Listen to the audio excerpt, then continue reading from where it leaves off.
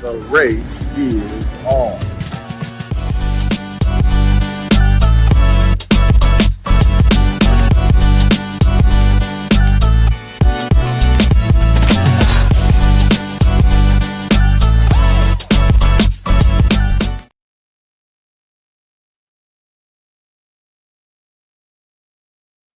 Well, good day, everyone. Good day, everyone. This is Pastor Bruce Carroll, National Field Director for Green the Church, and we're here to share with you the race is on.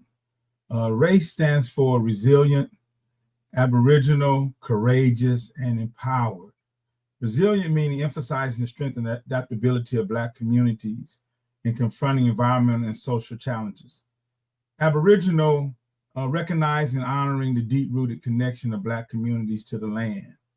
Courageous, encouraging bold action and transparent dialogue with the hope of addressing environmental injustices and advocate for meaningful change. And then empowered, fostering a sense of agency within individuals and congregations to take responsibility for environmental stewardship and community resilience. We have these podcasts every other Thursday, and we're welcome and glad to be here today on this episode. This episode, we're going to look at spending with intention, financial wellness as self-care. Actually, how we spend is how we care. How we spend is how we care. This week, we're talking about greening the church and community. Financially, spiritually, and sustainably. Whether you're a faith leader or just trying to line your wallet with your values, this is for you. Our Green the Church operates three foundational pillars that guide its mission to integrate environmental consciousness with Black church communities. Amplifying green theology, where we emphasize that Christians have a duty to protect God's creation. Green the Church collaborates with church leaders to develop and share resources for theological environmental teachings. Promoting sustainability, where we assist church leadership in making their buildings and operation more sustainable. This includes initiatives like energy audits, healthy food programs, aiming to green the church from the ground up. These measures benefit the environment, the church's finances, and the health and well-being of its members. Then lastly, building power for political change. Recognize that community health and prosperity are influenced by policy decisions. Green the Church supports member churches in leveraging their collective political and social influence. But on today, this podcast is really centered around in promoting sustainable practices, practice. And today we are excited to have two friends, two community leaders who will help us focus on financial wellness and self-care. These three pillars collectively aim to empower Black churches to lead in environmental justice and sustainability. Listen, I'm going to introduce Brother Lynn and Sister Terry, who are here on today. Let me share something about them real quickly. Terry Pugh is the owner of Mind, Body, and Soul Salon, founder, Setting the Standard Barbering and Natural Hair Academy, chief life coach, On Purpose Life Coaching Services. She is a dynamic entrepreneur, educator, and life coach dedicated to empowering individuals and enriching her community. She, native of California, relocated to Louisiana in the early 1990 with a vision to owning a full-service beauty salon. In 2009, she expanded her influence in the beauty industry by founding the Setting the Standard Barbering Natural Hair Academy. She's also the chief life coach at On Purpose Life Coaching, where she empowers individuals to discover their purpose, achieve excellence, and live with intentionality. And also, we have Brother Lynn that's here today. Brother Lynn Cawthorn, also he's a native of Shreveport, a businessman, entrepreneur, community leader, He has a managing partner of Cawthorn Financial Group. He's the author of Let My People Go, Making Capitalism Work in Urban America. He served as the adjunct professor at Dillard University. He's a community leader, nonprofit Mordecai Inc. Also is the chairman of State of Black Shreveport Symposium and Economic Summit. He promotes Black-owned businesses, and also he is a life member of Kappa Alpha Psi Fraternity Incorporated, member of the Galilee Baptist Church in Louisiana. And we're glad and happy to have them on today and to be a part of this powerful piece as we continue to green our churches, and we continue to focus on sustainability. And we're going to ask them first to say hello to everyone on today. We'll go with Miss Terry. Yeah. Hey, how you guys doing? I'm so grateful to be here with you all. Thank you for the invitation. I look forward to this dynamic discussion and how we're going to share with our people to help empower our people. I'm just excited. Thank you so much for the invitation. Beautiful, beautiful, beautiful. All right, Brother Lynn.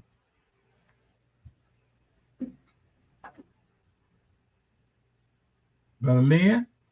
Yes, he's stuck. Yep. There you go. Uh-oh. Hey, Brother Lynn. He's down. All right, let's see if we get him.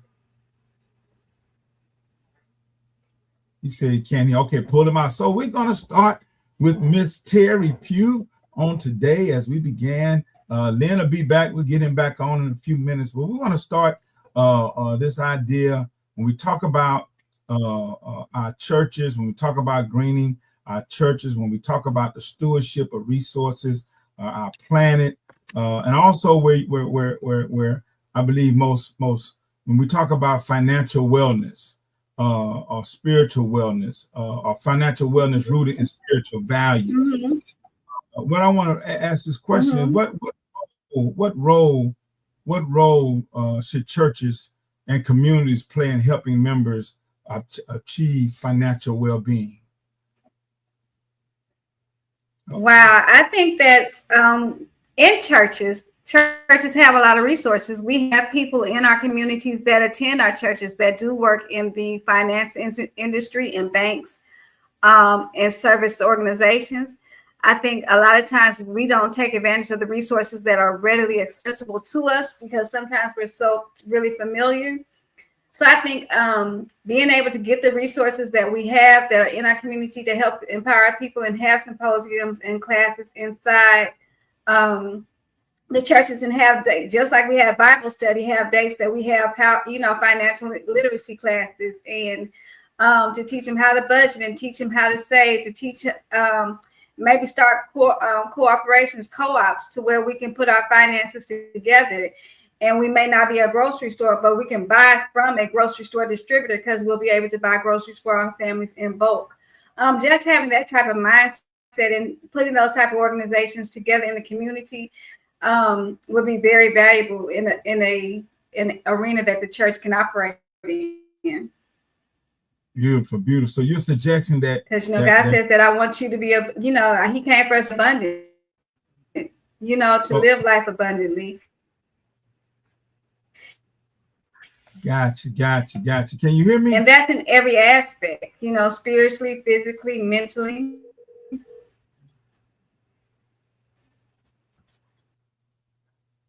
All right. Gotcha. Okay, there we go. All right. Thank you for sharing. So one of the I can hear you. One of the points that you mentioned, you talked about I can hear you. You talked about churches being able to have these conversations within their, I guess, in substitution for Bible study, for Sunday school, or to collaborate along with that.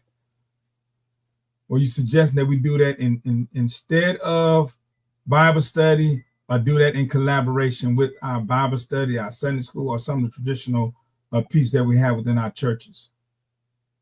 Well, I think that every shepherd understands the nature of their congregation.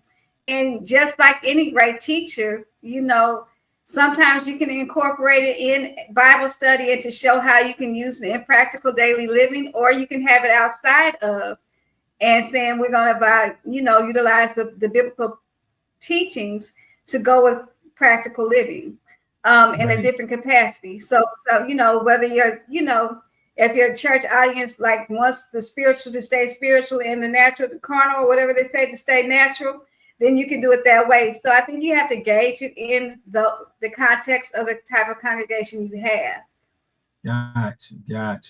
Wow. Thank you for sharing it. Listen, here's something else I want to throw in. How do we move from survival to sustainability? In not only our personal lives, but our church finances as well. And you may want to hone in, but how do we move ourselves from just surviving? We are people, I guess there's a word I hear we say we fake it until we make it, but how do we move from just surviving to a point where we begin to thrive? But how do you characterize that?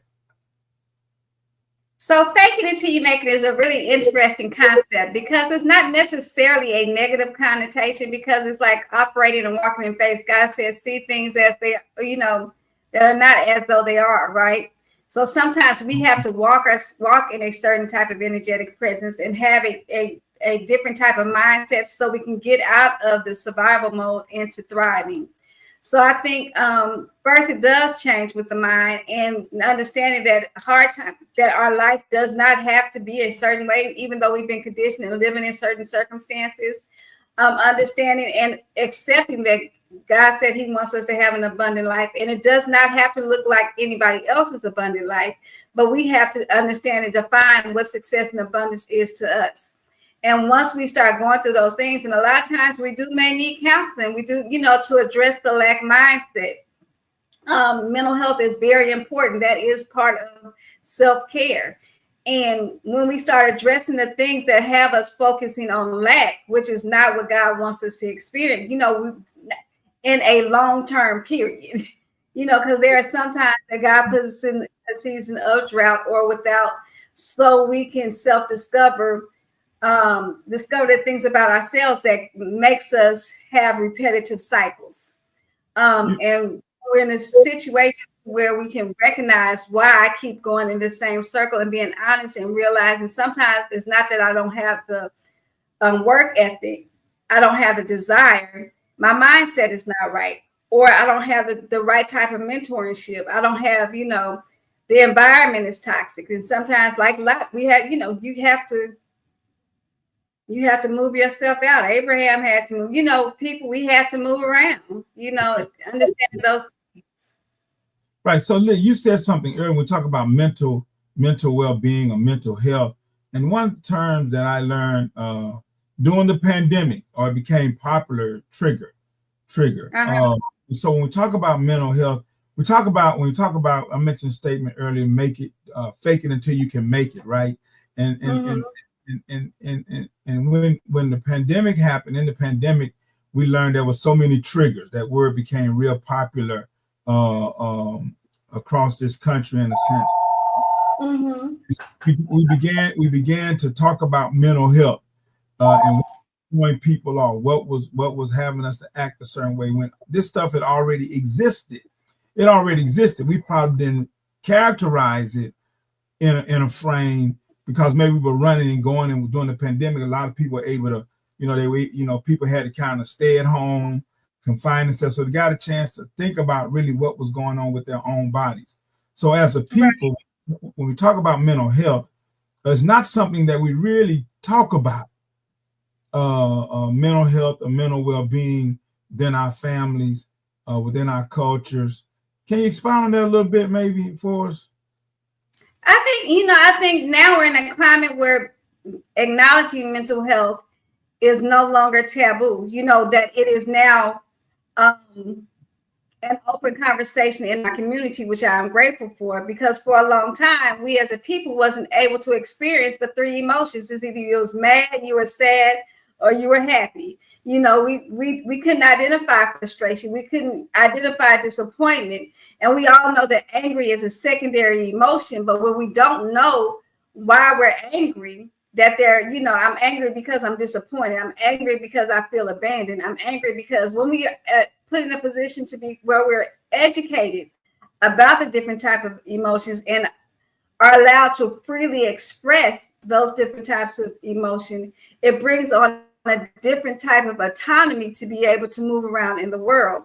So because of these things, because this conversation is now open, because now people, when we're isolated, you're able to see. That's why isolation is not a bad thing when we're going through a healing process or a reset. You're able to see the things environmentally, whether it's spiritually, whether it's emotionally, you know, the different types of oppression, the different types of suppression that we have been conditioned to deem as a normal way of living. And we're like, you know, that really doesn't work for me. And acknowledging that doesn't work for me. What we didn't have was, what do I do next? You know, so now I know that this doesn't work for me, but I'm still not sure what does work for me. And is it okay for me to explore those things? And that's what we have to understand, is that once we understand what does not work for us, that we have to be open to exploration and be willing to go into the unknown. You know, that's what faith is doing things. Sometimes you have an end goal, and it's like an algebra equation. You know it. You know that X and Y plus 4 is going to be 36, but you don't know what that X and that Y is. You know, and you have to explore and be able to go through the equation to solve, to get to your answer. So, but I'm great. Just to wrap it up, to say that I'm grateful that we're in a climate that allows us to acknowledge that just because you're having a mental ache doesn't mean that you're sick. You know, doesn't mean. And sometimes we'll go down a rabbit hole. Oh, I got ADD, and you may just be gifted. You know, so not to say that we want to self-diagnose, but also understand what mental health is like, what mental wellness is like. You know, cleaning out your closet. You know, if your finances are bad, it's gonna have you mentally disturbed. You know, you gonna feel oppressed and depressed and sad and different type of helpless and frustrated.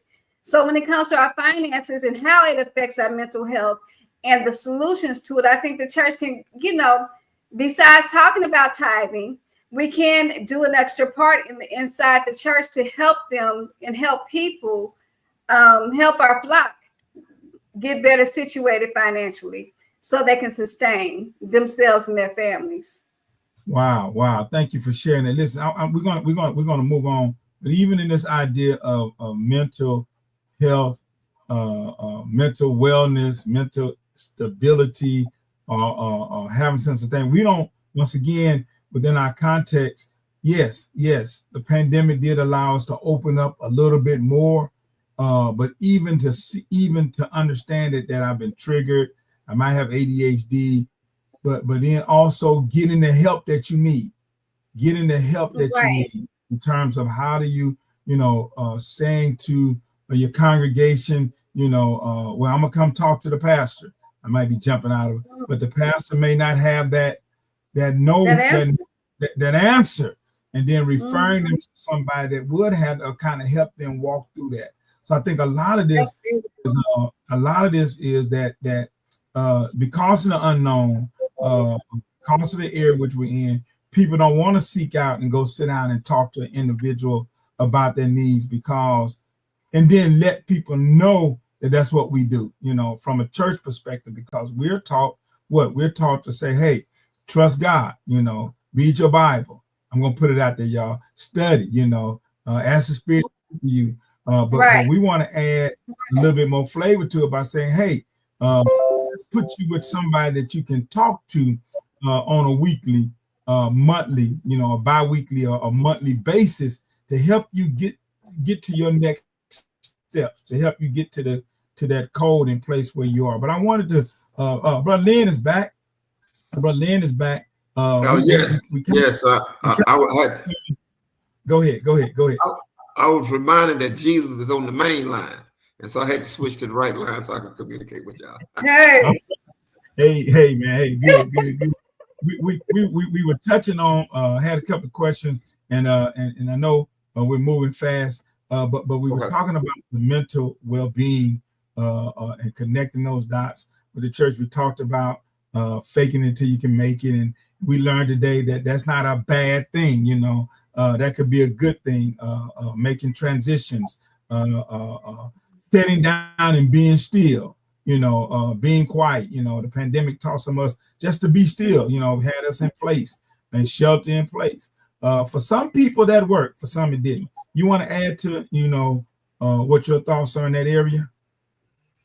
I definitely will agree with you as it relates to the stillness.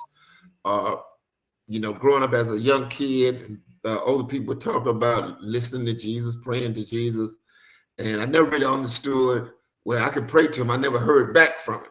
And when I learned that prayer is a two-way street, meaning that you petition, and then once you petition, you've got to step back and quiet your mind so that you can hear the response of God. And so I think a lot of people did get in that space during COVID. I think we need to be in that space right about now.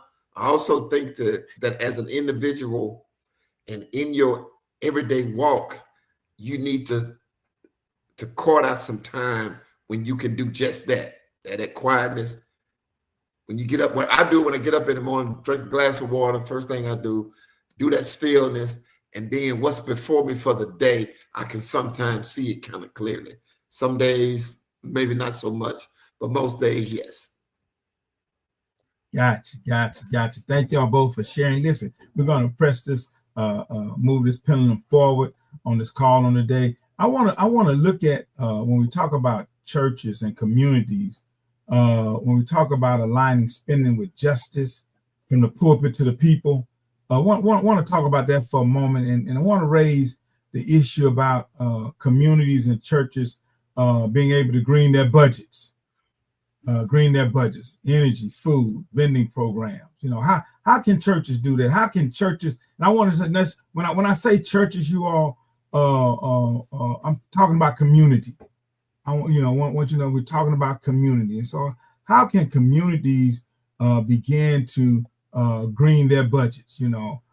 Families. We live in a world now where our president and the president is tariffs and prices are going to be going up. Our food shortage is going to get worse. People not going to be able to get free food lunch or free food lunches or just access to food. They're doing some cutbacks even with the food banks now. But how can we begin to have these conversations about greening our budgets, energy, food, vendors, programs? Anyone can share. Lynn, I'll let you go first. Okay. All right. So that's an excellent question. And the key word removed that you mentioned was communities. And so I find that in the 21st century, the place and space we find ourselves, that the church is not, quote unquote, the central theme of the community anymore. Take our city for an example, city of Shreveport. There are a lot of churches, but the people that attend the church don't necessarily live in the community.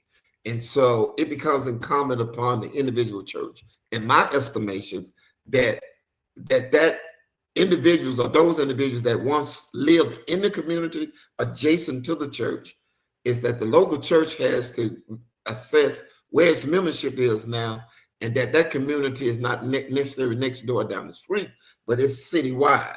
And they need to invite the community, whether they're a member of the church or they're not a member of the church, to come join in the things that they want to see done. And so to answer your question, the blueprint has already been laid out from a historical perspective. So churches have always had benevolent funds. And so that means saving the money in your budget on an annual basis for people who may have a need. We've had benevolent organizations over the years. That's an outstanding, maybe the Masons and the Eastern Star. Some of those are directly associated with the church. Maybe we need to recreate that. We need to recreate feeding people in the community. There are agencies doing it now. The church, the one did it at once. We need to go back and do gardening. We see a lot of that.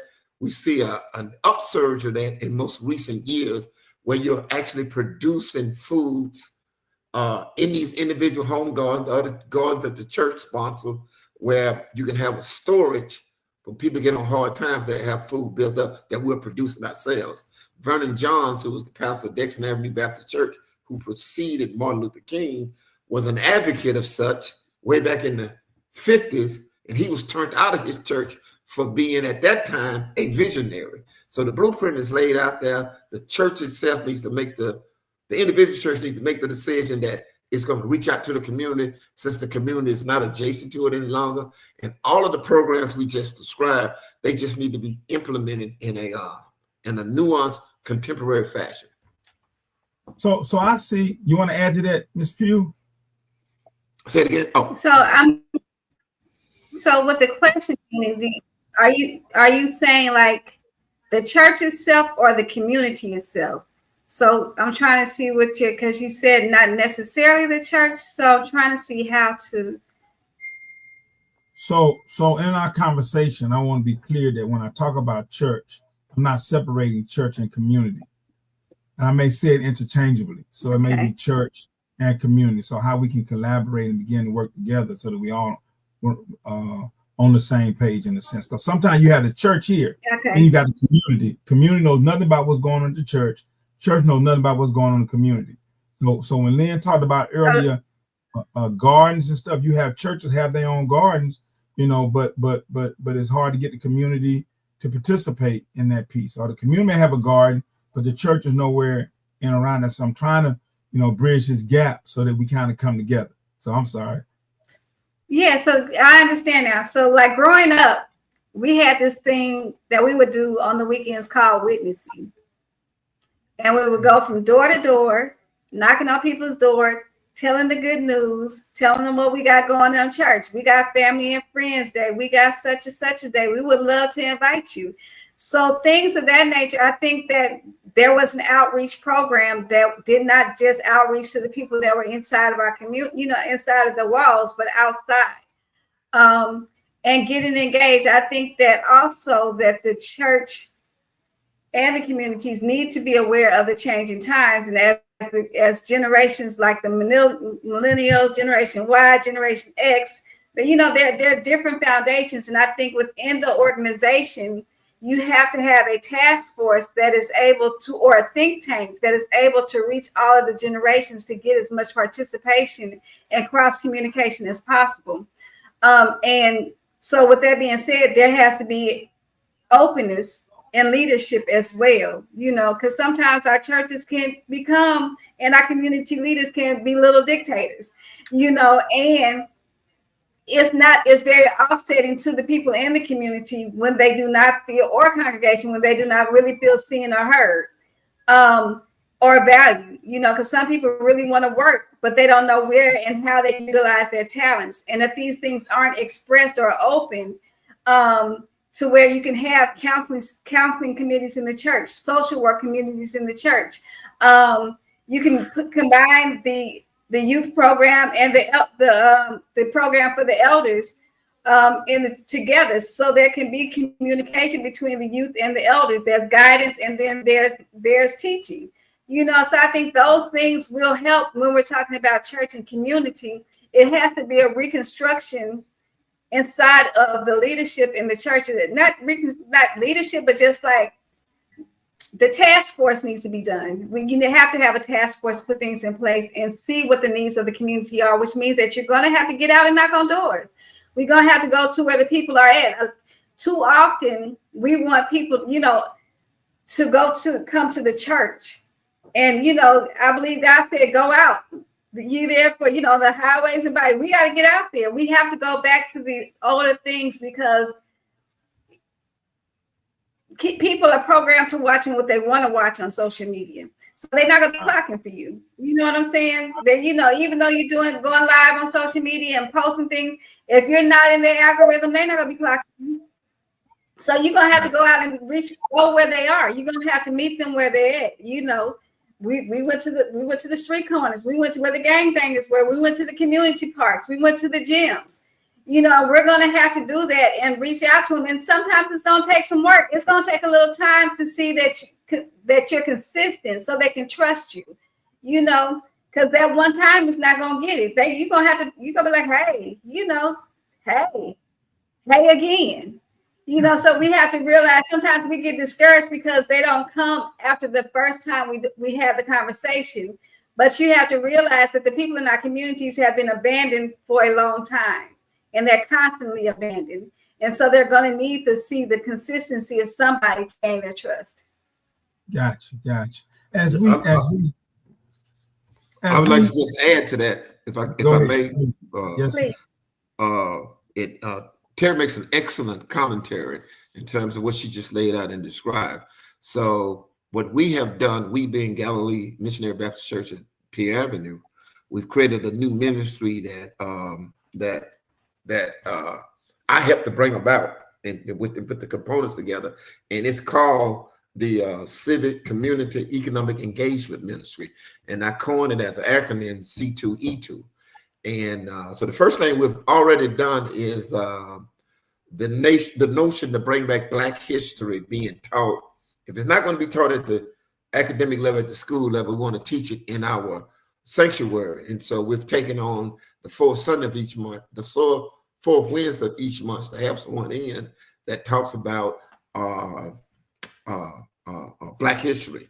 And then we want to add to that, we want to let them know when we have something, that it's not just the church members of Galilee, but it's the people of the community that's invited. So we want to put it on our website, add the people to our text message threads and things of that nature. And so it's a process in place, and we're looking at a number of things that needs to be done and how we do it. And so we're hopeful that as this ministry grows, that we'll do exactly what Terry is talking about, engaging the community, assessing the need, and to continue to build the ministry based on those needs. Wow, that's great, man. I think that's a great piece as we get the word out about Galilee churches doing those type of events and pieces, that where we began to teach Black history, where we began to talk about those persons like Vernon John and telling those stories. You said his name earlier, Williams, Hosea Williams, and being able to teach and tell those stories, the history, and I think that's very much important as we share this. But how do we, in a climate where our finances are being we've always had finances challenged, I guess, as a people, but they're going to be more challenged. And so as we look at our finances, I'm going to switch again.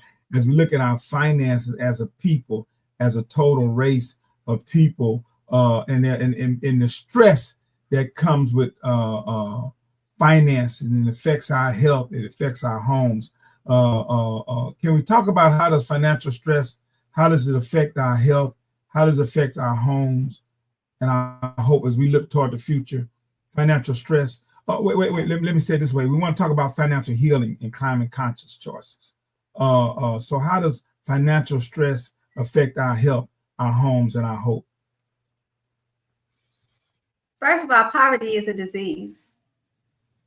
And the side effects of poverty is murder, gangbanging, robbery, high blood pressure, mental illness, divorce, suicide. There's a lot of, then you have lupus, you have congestional heart failure, all of these things because of poverty. We're diseased, we're stressed, our soul is weary.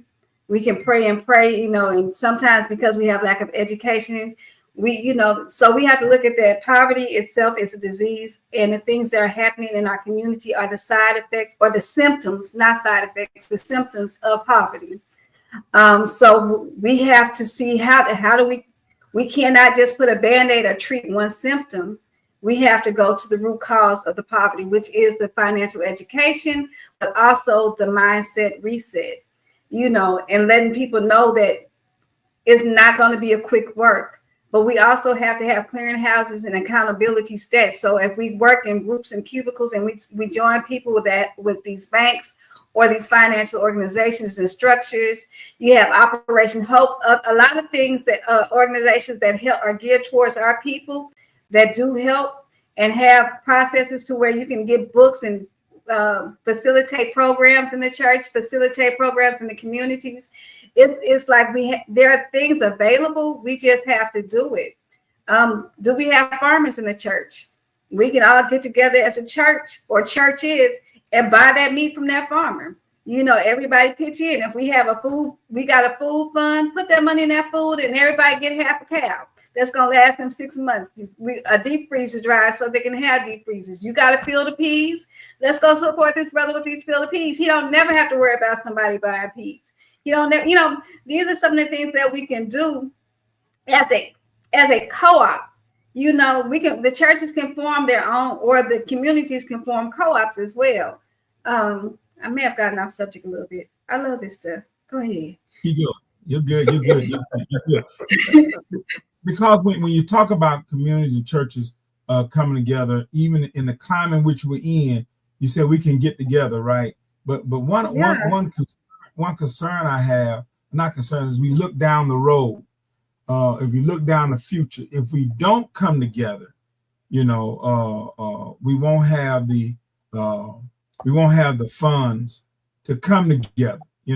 So stuff takes money. It takes money to kill a cow. I'm sorry. It takes money not to kill a cow, but to even raise a cow, but to have meat. You got to have money to do it. So looking down, when we talk about our financial instability, if we're looking down the road, how do we put ourselves in a space where we know that when the rubber meets the road, we're gonna at least eat? How do we, because when you talked about poverty being a disease, I began to think about people, they start stealing, folks start exposed to, that's a symptom. They start, and then they go to jail. And now that parent is not in the house, so that child has to be dealt with, and so, so when we look at all of this, the things that are going on, it was made a comment, it was a comment made in here, building relationships take time. And I know that the climate that we're in, as we've got to transform, we got to get back. I hear Lynn saying we got to go back to some of those ways, and we've been used to, riding our cars with air conditioning. We've been used to wearing the clothes that we want to wear and drive where we want to drive and eat what we want to eat when we want to eat it. But looking at this climate, what are some of the financial things that we may need to be thinking about when we talk about our economy? When we look at the stock market, when we look at what's going on, what are something we need to be doing right now? I know we're going to plant food. What else? What are some other things we need to be looking at? Well, we need to also take a look at this. We've been saying this for 60 years now. Martin Luther King, how many times we have heard that as a Black community, we are the 9th largest economy in the world. That's synonymous to like Canada. So when Martin King started saying it, it was $800 and something billion a year. And when you hear it now, we're a $2 trillion economy. But what we have to do is to make that make sense in the everyday minds of people. So when we start talking about that collective effort of buying power, we need to break it down to each household. And in each household, like again, the blueprint has already been laid out there. You can't spend more than what you make. So you got to commit yourself, especially economic times like that are probably definitely up the road for us. We got to save a little bit. As a financial advisor, I always advise people to save 10% of everything that they earn. And I know some people feel like that's in competition with the pastor wanting them to give 10% of offering. But if you don't, whether you seed into the church or you seed into something that you're passionate about, tithing is a process of our prosperity going to come back to you in some shape, form, or fashion, just in the universe. But basically, we need to spend more. We need to save more than we make. We need to make sure that we're saving something on a regular basis.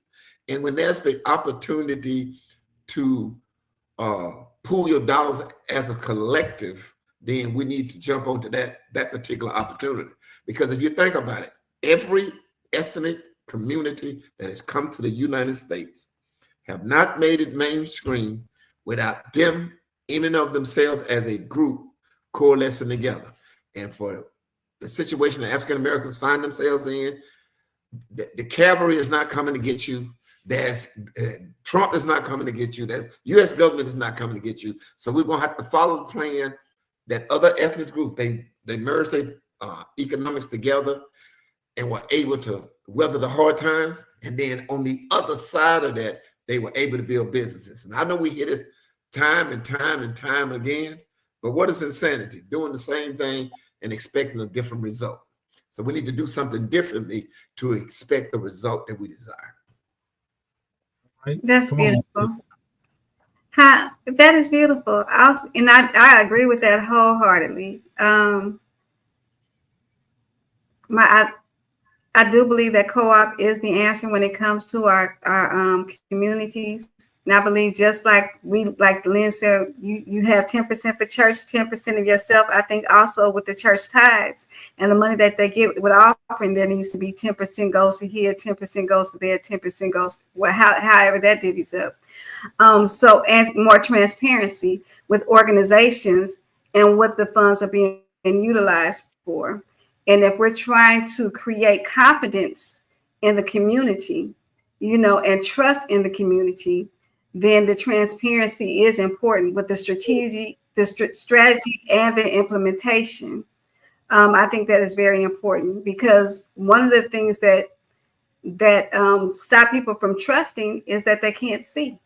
When you have people building money and they collecting money and they don't see the plan. There's a conversation, there's a speech, and they don't see any implementation. They don't see how it's going. So. And also putting out young fires. I hate that we put out our youth so fast that are hungry and have desires and are ready to run and go and have new ideas. But because it's not what we're used to, we're quick to put that fire out and not understanding that is what God has downloaded in their spirit. And we have to catch hold to that vision as well. It may not be what we're used to, or it may not be the blueprint of old, but nevertheless, it's still going to work for this time and climate. So I think some of the people that are in leadership have to understand and have a great keen intuition and divine discernment when God is utilizing somebody or doing something unconventional, because God's ways are not our ways either. You know what I'm saying? His thoughts are not our thoughts, is what he says. So we're going to have to be so in tune to understand when God is speaking through someone else and using someone too, and bring that aboard, because sometimes we block or slow things up because we're not familiar. And I think we have to be mindful with that, because the young people, when we go out to the community, they're going to speak from their position. And if we're not in their position, it's going to be hard for us to understand. So when we have people in our task force, we're going to have people who's living in the streets, that's living in the communities, that are experiencing these things real time, and teach them how not to focus on the problem, because the problem is not going to change, but start asking them questions that's going to show, okay, so what can you do differently? What would you do differently? And then give them the tools to be able to make those changes. Does that make sense? Yes, it does. Yes, it does. Yes. Okay. I've watched both of you. I've met Terry, I think at the beginning of the pandemic, somewhere around in there on Texas Street, downtown Texas, where there's not have been a lot of movement taking place, and even now there's a lot more movement. I've watched Lynn just kind of get down and then get back up. He probably never was down. You never would know it. And I've kind of watched. So the question that I got in terms of finances, what was a habit or mindset shift that helped you move toward your goal? What was a habit or mindset shift that help you move toward your balance? Let's go Lynn first. What was a habit or mindset shift for you that helped you with your I think my habits came from my grandmother, who never had more than 7th grade education, but always seen that if you needed some money, you come to Big Mama house and she had some money stashed somewhere. I was like, since I've been knowing this lady been on Social Security since I've been born. Well, maybe not so, but long story short, she used to always talk about charity starts at home and spreads abroad.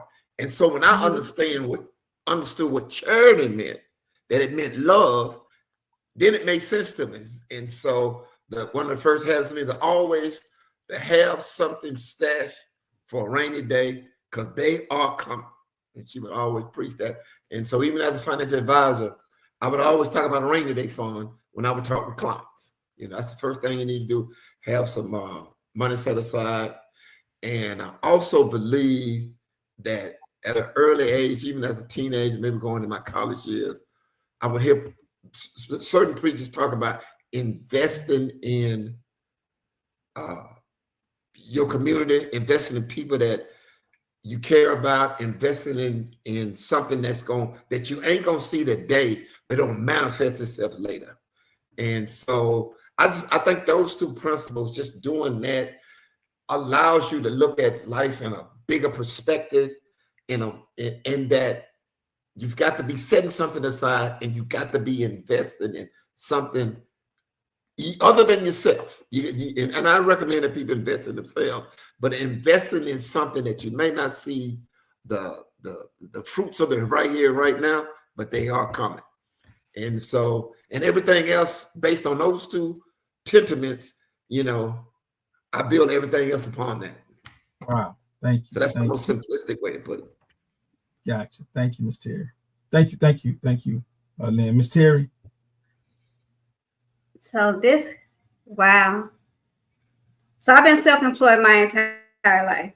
So I'd say that. And once I start once my clientele start developing and I start having more people that were more had a lot of financial literacy or new political things, I think that's what changed my mindset a lot about how I was spending my money and what I used my money. When I initially started my business, I started it in a community that was underserved.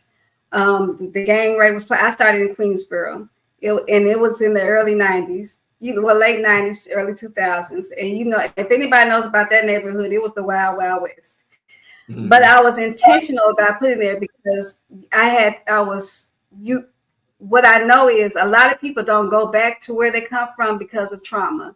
And they feel like nobody was able to help me out of there, so I'm not going back there, realizing that the people that you were growing up with was experiencing the same thing that you were experiencing. So they only could do what they could do. Which is opposite of somebody that's not in the community, that has access to more, that has more education, that has more resources. So they were able to help you in a different capacity, not understanding that God put you in their path so they could help you, but for you to come back and help your people so that they too can get out of the mud. But because of the trauma, we talked about mental health, that's a lot of reasons why people don't come back to their community, or they don't realize that it took you some time to get it. So the people that you're serving it's not going to eat right away either. So these are the things that, what changed my mind was first I stopped buying things on sale, because what I found out is that I had a whole bunch of stuff that I did not want. And then that habit also, when I started buying discount things, I started having discount friends, I started having discount relationships, only because they were accessible and it was right there. So it's a mindset that happened on things. So I started being more intentional about how I utilize my money. And not just getting a lot of things that I really didn't need, but can use instead and going to getting the things that I wanted, which means sometimes I would have to save up a little bit longer and wait to get it. But I got something that I wanted, that I could appreciate and that I can utilize. So those are some of the things that I would do. I would also, with my children, I wouldn't buy them a lot of name brand clothes, not because I couldn't afford it, but because I wanted to make sure that they knew that nobody else's name should validate you.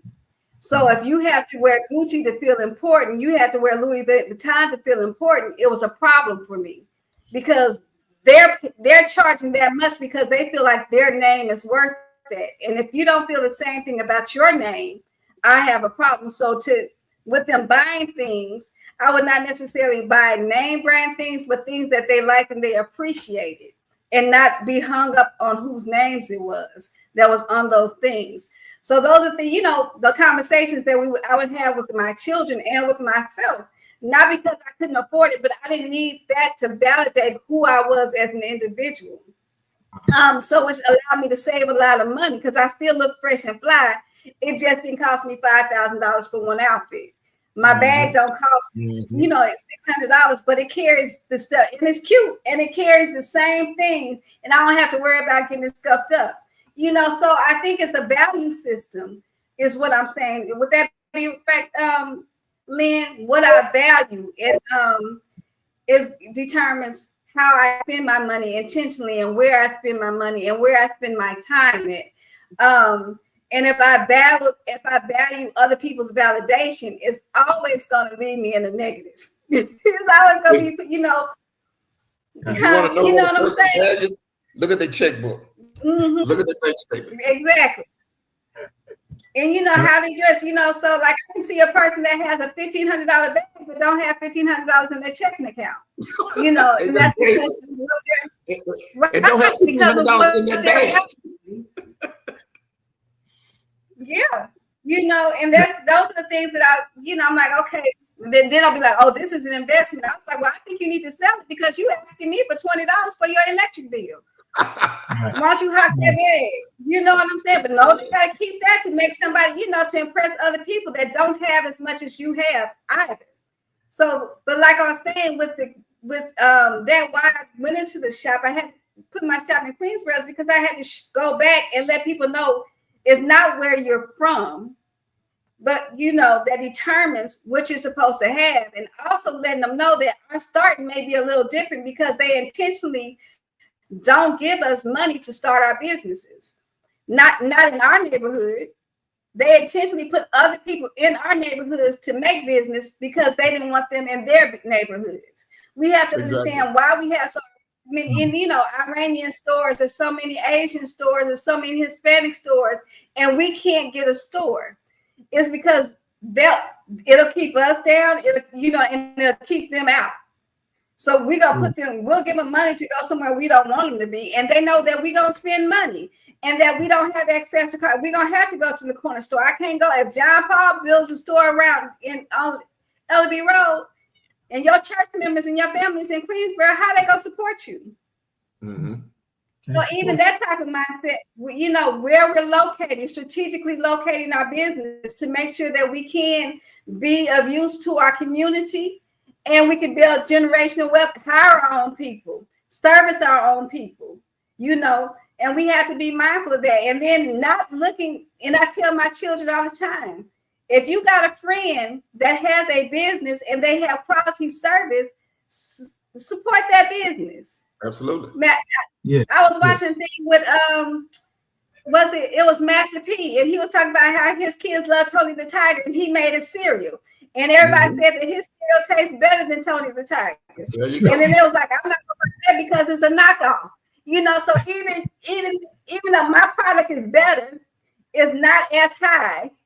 And because Tony the Tiger came first, or because that brand, you're not going to support me. So even just having the conversations with each other about supporting each other, I think the Black-owned movement is going great, but we still have to have those conversations, and we can't be afraid to have those conversations, about other people's names being on us to make us valid. I think that's a very important conversation. I think that comes early because that's a very strong monster to get from up under the bed when you're talking to somebody that's older. You know what I'm saying? So I think the financial literacy needs to be started early. We do it in our school. We make sure I have people come in. I partner with Tia a lot of people come in and we talk about finances and budgeting and how to get your own home and what type of home do you want to use and how to use a rural development loans and how much money you need to have and setting up. Not saying don't grow your business, but utilize this resource before you get this much. You know what I'm saying? So also starting with your end game in mind before you make your strategy. There's a lot of things that we can do to build financial wealth, but we have to be intentional about it and know what that intent is. Well, that's deep. That's wonderful. Thank you, Terry. Thank you all listening. We're going to wrap things up now. And what I want to do is, as we wrap up, this has been a powerful conversation. I believe on today, as we talk about best sustainable practices, our finances, we talk about investing. We talk about investing for the future, even after we are gone. Because, I heard someone say, I ain't going to save nothing here for y'all to fight over, but yet, hey. And so what I'm saying is that's something that we want to be able to teach, not that, but we want to be able to teach people to invest for the future of our people. Any last closing statements you want to make on today? You're going to give you the opportunity to make closing statements. Any closing comments? I just want to say this last thing that Terry triggered this in my mind about people not wanting to come back and do stuff in communities that they came from because of the trauma. And that was the reason why I started the State of Black Shreveport. And that's why I always called it State of Black Shreveport Symposium and Economic Summit, that we needed to have the knowledge of ourselves and we needed to have the conversations around what plagues us in our community. And then secondly, we need to be reminded that we need to be doing business with one another. So we just celebrated the 12th annual State of Black Shreveport back in February. And I'm so proud and that I never changed the name of it and I never will change the name of it, because we got to own who we are. We got to own what challenges that we have and how we move forward with this, and not be missed by the notion that every other ethnic community can do the same thing. But we hear from our brothers and sisters of the lighter hue oftentimes that such events are dividing people, which is not nothing but propaganda and a mechanism born out of fear that dollar won't be coming to them. And so I just want to say lastly, able to get back on track with our scholarships. So this is our big check. And so now this year we're going to be able to do some $1,000 scholarships. Wow. Hey, now. BTW, Woodlawn, places like that. And so we had to bag up to move forward because of some expenses. But I needed to get back to doing scholarships on a regular basis, and we wanted to move from $500 scholarship to $1,000. So thanks be to God. Ashe. Let me interject. When you talked about Queensboro, and there's an issue now with the Queensboro school that's on the table, and so and some of the other schools that are on the table in our city, what we're dealing with. I don't want to ask any questions.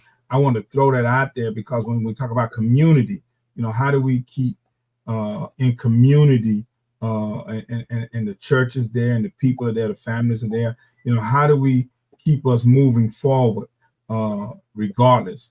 So come on, Miss Terry, and now share your thoughts. I had to intersect that, put that in there before I forgot. So, I know that schools are business is what I'm understanding, because a lot of things is about the finance.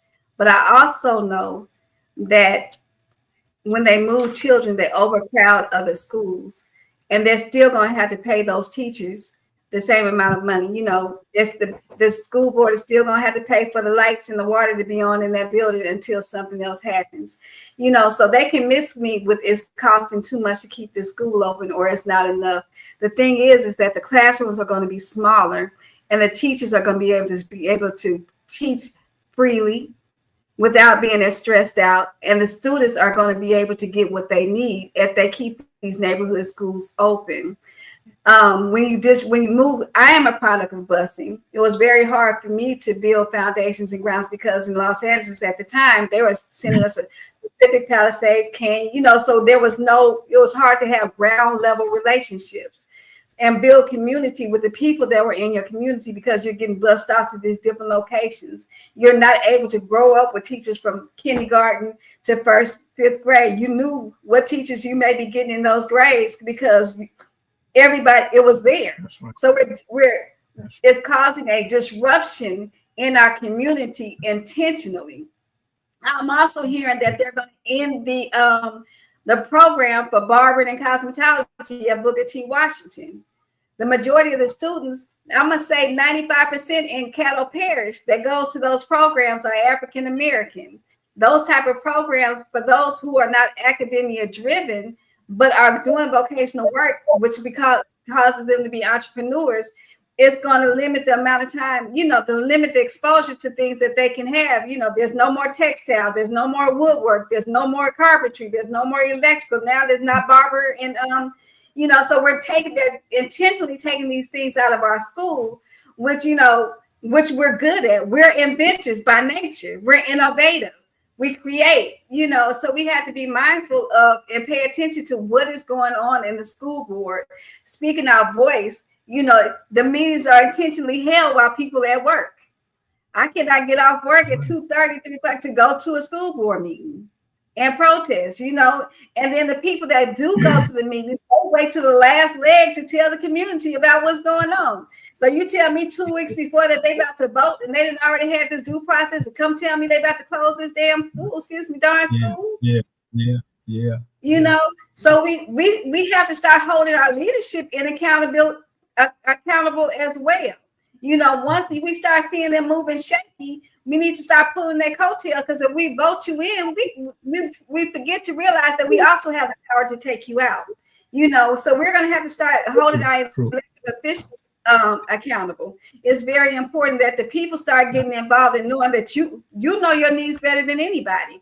And I think that because of conditioned escapism, we want to give that to somebody else. We want to, and then give them the blame, but we're just as fault. So if these schools are closing and we're not saying anything, we're just as much as fault as the people that we put in position.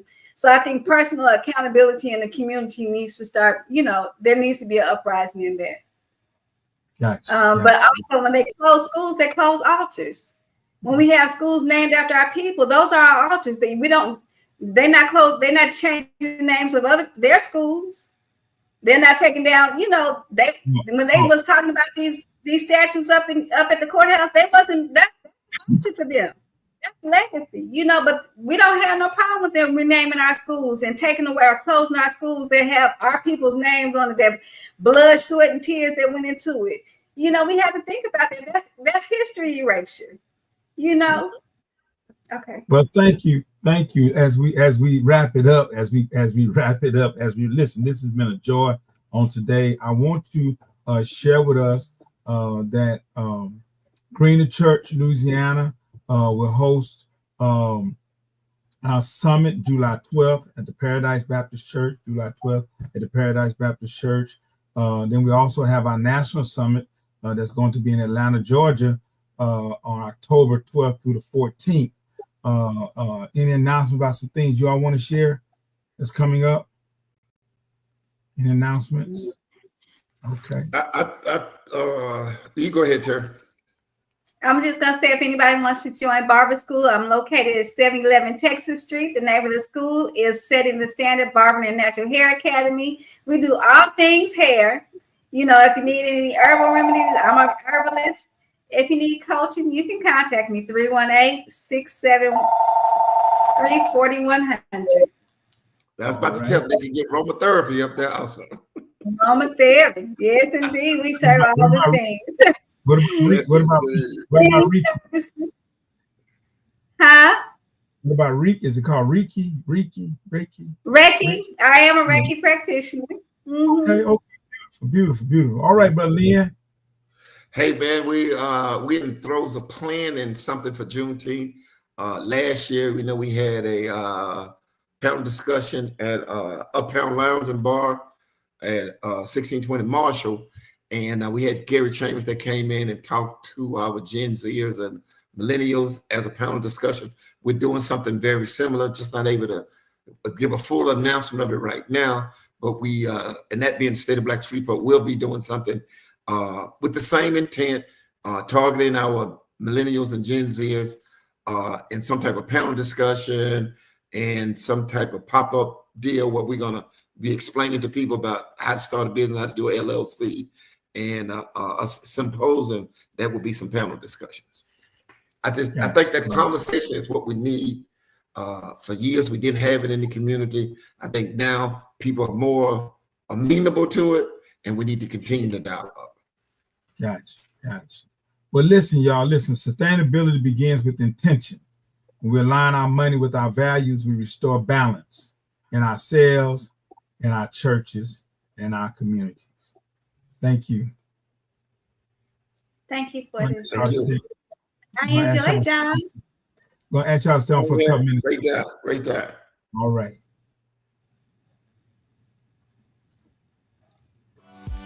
The race is on.